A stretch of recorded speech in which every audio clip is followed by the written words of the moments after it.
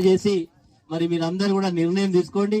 మరి మొన్న జరిగినటువంటి ఎన్నికల్లో మేము ఓటమి పాలైనా ఈ రోజు ప్రధానమైనటువంటి ప్రతిపక్ష పాత్రను పోషించాల్సినటువంటి బాధ్యత మీరు ఇవ్వడం జరిగింది. కాబట్టి ప్రతిపక్ష పార్టీగా అధికార పక్షం మీద ఒత్తిడి చేసి ఈ రోజు ఎన్నికల హామీలు అమలు చేయడానికి మేమంతా ప్రయత్నం చేయాలంటే మీరు రేపు జరగబోయేటువంటి పార్లమెంట్ ఎన్నికల్లో మరి బీఆర్ఎస్ పార్టీ తరఫున పోటీ చేస్తున్న డాక్టర్ సుధీర్ కుమార్ గారి కారు గుర్తు మీద ఓటేయమని మిమ్మల్ని అందరినీ కూడా విజ్ఞప్తి చేస్తా ఉన్నాం.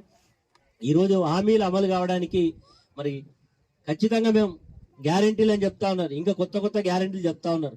గ్యారెంటీలు అమలు కావడం కొరకు మరి అందరు కూడా సహకరించండి.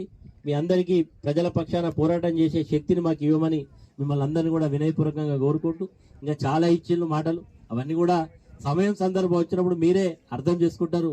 కాబట్టి మీరు అందరూ ముఖ్యంగా మా మహిళా సోదరి మనం కోరేది ఏంటంటే కేవలం బస్సు తప్ప ఏమి ఇయ్యలే. బస్సు కూడా మన గతంలో ఉన్న బస్సుల కింద డీజిల్ పోసి తిప్పుతున్నారు తప్ప కొత్తగా జరిగింది ఏం లేదు. దాంతోపాటు మహిళలకు అగౌరవం అవుతా ఉన్నది.